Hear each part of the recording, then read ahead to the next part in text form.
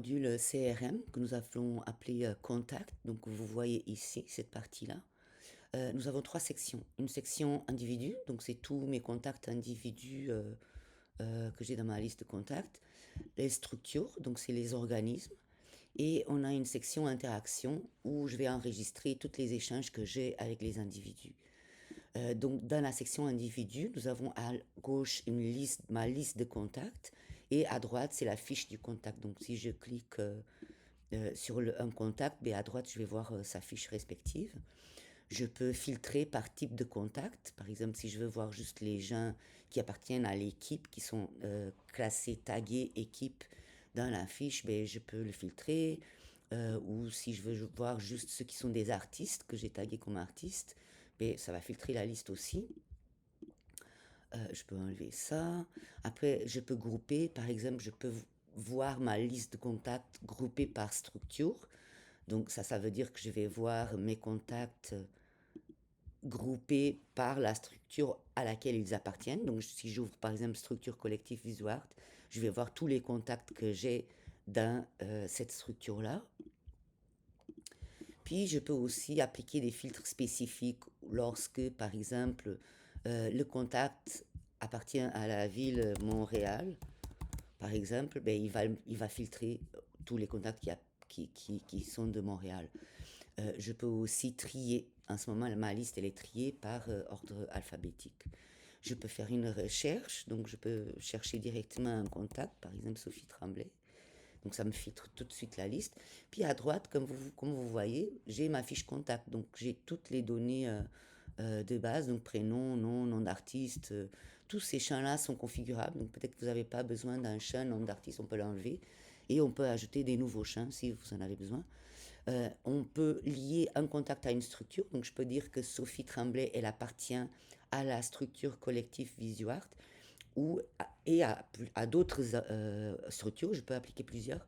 Et donc ce que ça veut dire, c'est que je suis en train de lier ma base de données individu à ma base de données structure.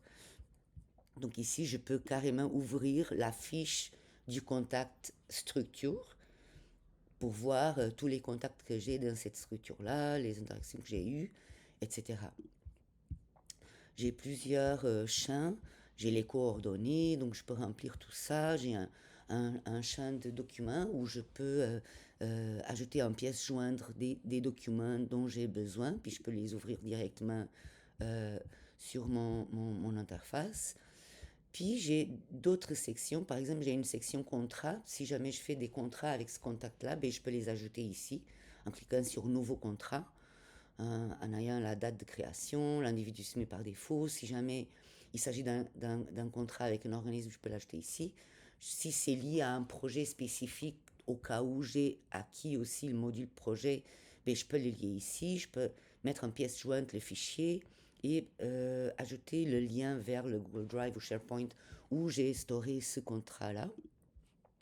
Et donc ici, après, je peux ouvrir cette fiche-là du contrat pour visualiser toutes les informations. Euh, Ici, projet, activité, c'est si j'ai acquis aussi le module projet, ben, je pourrais les lier. Donc je pourrais dire que Sophie Tremblay, elle a participé à un projet spécifique et je peux l'ouvrir directement ici et accéder à ma fiche projet où on voit ici, j'ai marqué que Sophie, elle participait en tant qu'intervenante invitée à ce projet-là. Après, j'ai la section interaction avec ce contact, donc je peux voir toutes les interactions que j'ai créées avec ce contact-là. Donc ça, c'est lié directement à la section interaction. Donc si j'ai une nouvelle interaction avec elle, je peux juste ajouter une interaction, puis je peux ajouter la date, le type d'interaction, qui à l'interne l'a contacté. Si j'ai parlé à propos d'un projet, ben, je peux le marquer ici. Puis je peux enregistrer un suivi. Donc je peux marquer une prochaine interaction qui doit avoir lieu, quelle date, qui doit la contacter. Puis la personne qui doit la contacter va recevoir une notification.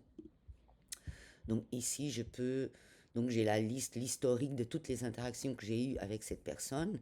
Puis je peux ouvrir la fiche de l'interaction et voir tous les détails que j'ai inclus avec les notes, qu'est-ce qui a été discuté, s'il y a une interaction de suivi, etc.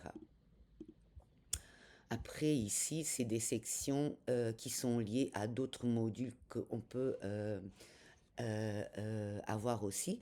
Donc, il y a un module membraria, si jamais je l'ai, ben, ça va lier le contact à ce module-là. Donc, je peux voir que cette personne a acheté une adhésion à telle date, puis c'est quoi l'état du membraria. Les dons aussi, c'est aussi un module. Donc, si jamais cette personne a fait un don, je peux le voir ici. Donc, j'ai un historique de tous les dons de ces personnes. Puis, je peux ajouter un don directement à travers sa fiche. Et pareil, si j'ai le module location, ben, si cette personne-là a loué une ressource, je peux la voir ici. Je peux créer un nouveau contact individu en appuyant sur le plus, ajouter un contact, puis je vais l'ajouter directement dans le système. La section structure fonctionne exactement de la même façon. Donc, elle est aussi connectée à d'autres modules. Et puis, je peux ajouter un nouveau contact structure ici. Les interactions, pareil, j'ai la liste de toutes les interactions qu'on a eues à gauche, avec la fiche de l'interaction à droite, qui sont connectées autant à la structure que à la personne contactée. Je peux filtrer cette liste d'interactions. Par exemple, si je veux voir toutes les interactions que j'ai eues avec Sophie, je peux juste la filtrer, puis je vois la liste des interactions que j'ai eues avec elle.